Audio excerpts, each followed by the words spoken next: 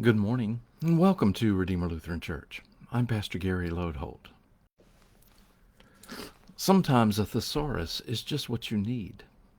As I was seeking to come up with the weekly title for this week's Pastor Gary Live theme, I was thinking about how Jesus engaged the priests and scribes and seemed as if he were provoking them to kill him. It's one way of saying that Jesus was eager for God's plan to happen and was pushing them to get on about it. So, I've titled this week, Jesus Provocateur, Jesus the Provoker. When I looked up provoking in my thesaurus, some other words came up with a similar meaning but slightly different nuance. And one of those was instigator. And that's the perfect word for today. Jesus, the instigator. In our passages today, there is no doubt that Jesus is picking a fight with those religious leaders. After seeing the withered fig tree, Jesus came into Jerusalem, and as I have mentioned, there were crowds all around him. All Jerusalem was buzzing with activity right before the Passover, and buzzing in excitement and questions about Jesus. Everyone was talking about the things Jesus did and said. So as Jesus was walking in the temple, the chief priests and scribes came to him with a question. And it was a mean-spirited question, if you ask me. They asked, "By what authority are you doing these things? Who gave you the authority to do them?" Well, let me put their question in our words today. Who gave you the right to act this way? We are the religious leaders, and you and your theology haven't been examined and approved by us. So what gives you the right to be out here doing what you are doing and talking like you are talking? Which is another way of saying, we are the ones who decide what is right to tell the people about God, not you. Until you have been approved by us, you better just shut your mouth. It wasn't a nice question, more of a threat, really.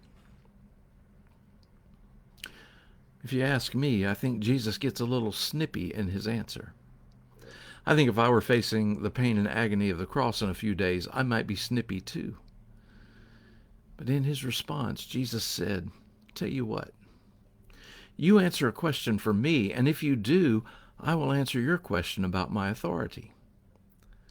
Then Jesus said, "Did the baptism John was doing come from heaven, or was it of human origin?" Suddenly, they were the ones in a pickle.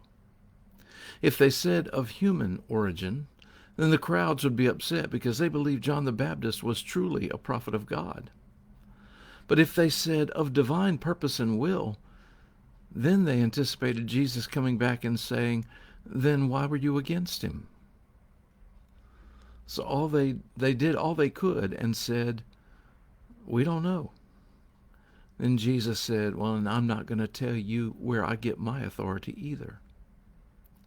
The truth was that Jesus' authority came from God himself, but Jesus knew that they weren't going to listen or believe his answer no matter what he said.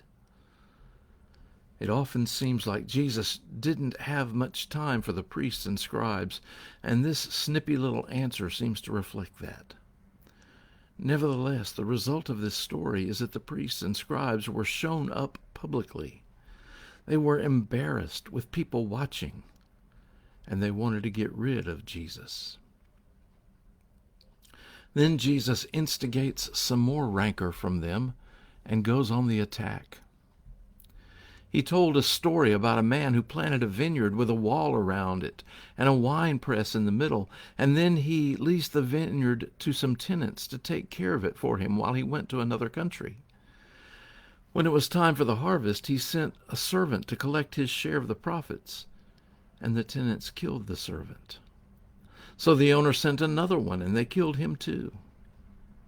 Finally, the owner sent his son, and the tenants thought that this was their chance to get the vineyard for themselves, so they killed the son like the others. Then Jesus asked, "What then will the owner of the vineyard do?" Well, everyone knew the obvious answer, but Jesus told it anyway. He will come and destroy the tenants and give the vineyard to others. Oh, how those priests and scribes must have steamed with rage. Of the many parables of Jesus that might confuse us, this is not one of them. The message here is pretty clear.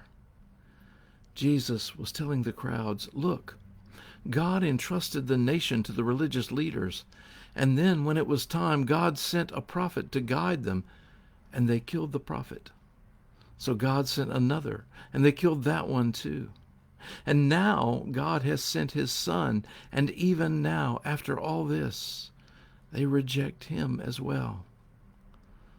So God is going to take away their tendency, for the stewardship of their things of God their stewardship of the things of God has been false, and they are leading the people far away from God.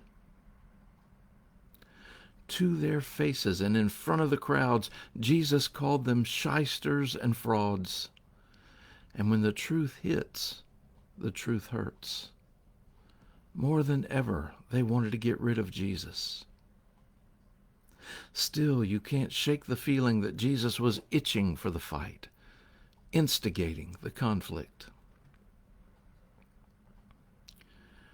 You know, the challenge to us is to make sure we are not so caught up in our traditions and our own views of God and God's ways that we miss the new thing that God is doing.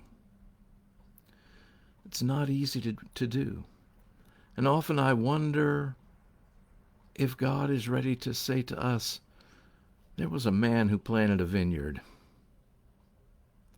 Let's open up our ears. Let's open up our hearts that we may hear God speak to us in truth and in love. Thanks for watching, and remember to let this day belong to God.